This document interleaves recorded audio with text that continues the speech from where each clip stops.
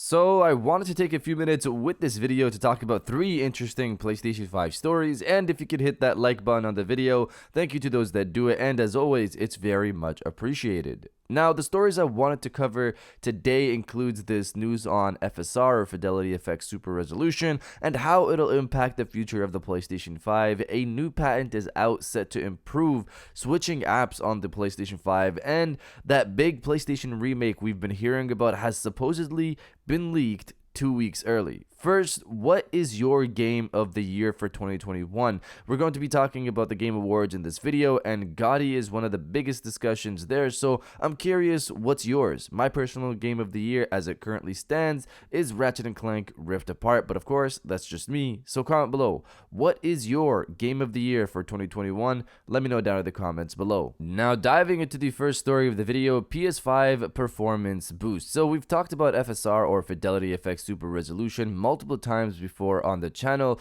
The basic gist of this tool is it's a type of image upscaler allowing for a better image while at a lower native resolution. Instead of running a game at native 4K 30, run the game at native 1440p, upscale to 4K using FSR, but now the performance jumps to 60 frames per second or even higher. The tool has now been used more heavily in the PC space, while on PlayStation 5 there are only a few games with it. That's about to change, it seems. Reading from AMD's GU Open Twitter account, integrating Fidelity FX Super Resolution into your Unreal Engine game is now easier than before. We're delighted to announce that our FSR plugin for Unreal Engine 4.27.1 is now live in the Unreal Engine marketplace. Looking into the press release, AMD Fidelity FX Super Resolution is a high-quality spatial upscaler and can provide significant performance benefits to a project without introducing much risk into development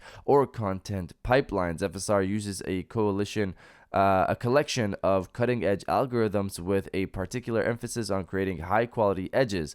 FSR enables practical performance for costly render operations, such as hardware ray tracing. FSR supports a wide variety of GPUs, is freely distributed, and is fully open source. This plugin integrates FSR into Unreal Engine 4 as of version 4.27.1 or higher. So the basic gist is that FSR is now joining Unreal Engine, meaning it should now be a much easier process to integrate it into games that use Unreal Engine, which of course there's a lot of on the PlayStation 5. This means more future games and current games will hopefully have better performance thanks to this tool. Now, diving into the second story of the video, the supposedly leaked 2 weeks early big PlayStation remake. So many have been talking about this big remake that's possibly set to make its debut at the Game Awards in about 2 weeks. The big focus on the Game Awards started because of Irish singer-songwriter Ava McMahon, who said a while back that she's working on an Irish piece for a big PlayStation remake set to make its debut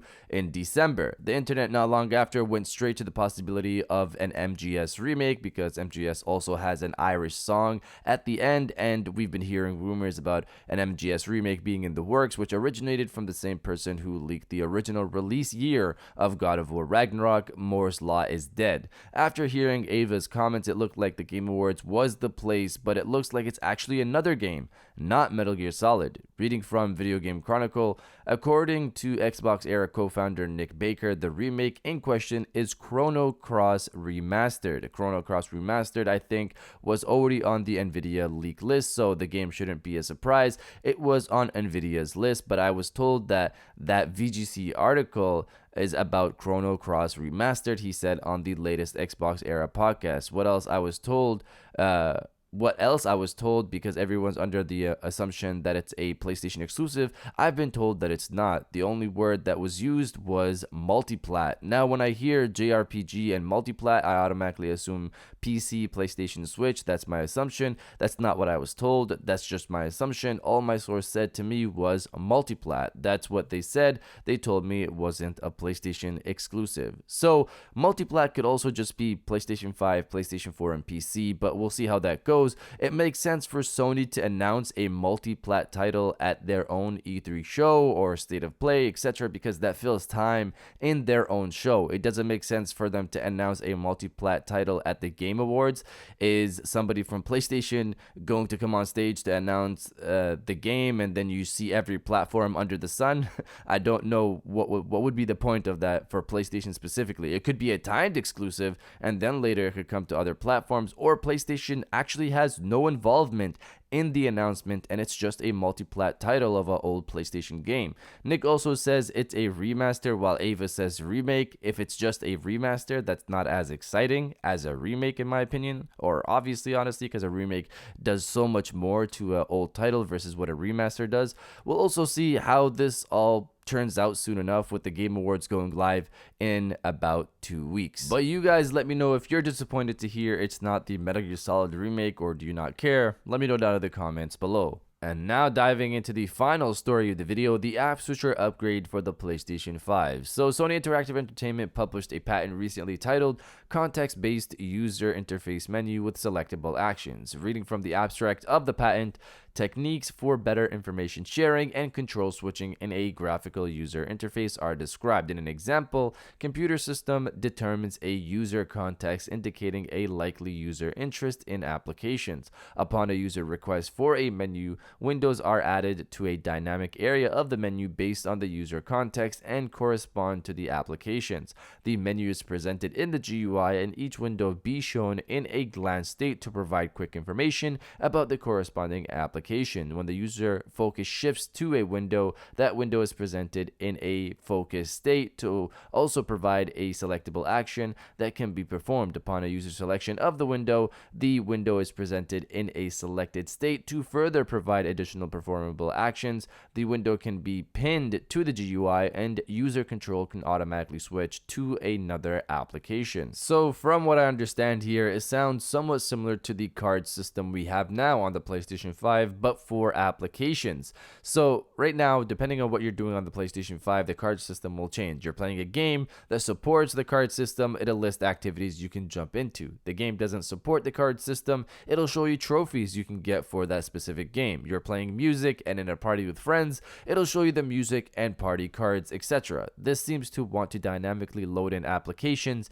in this area or a dynamic area like it, and if a player hovers over an application they want to use, it'll show more options for it. They can then select that application and it'll show more options they can do. That application window they select could also be pinned to the side of the UI, like we currently see with something like Game Help or Game Screen Sharing.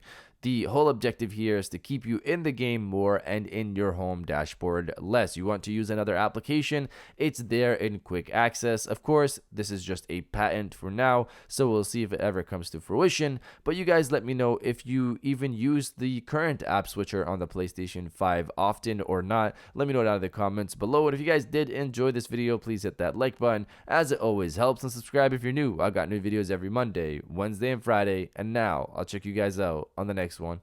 And welcome back to the after show. This is the part of the video where we have a little fun down in the comments below. If you're old, welcome back. If you're new, welcome. For today's thing, what I want you guys to do is to body, obliterate, destroy, and overall harass the comment section with time to switch it up. Obviously, this is in reference to the app switcher patent here. And if you're excited for something like that to dynamically switch between applications and use multiple applications at once, destroy the comment section with time to switch it up, and I'll definitely heart those comments like I always do, because I appreciate everybody who stays to the end of my videos. And now I'll check you guys out on the next one.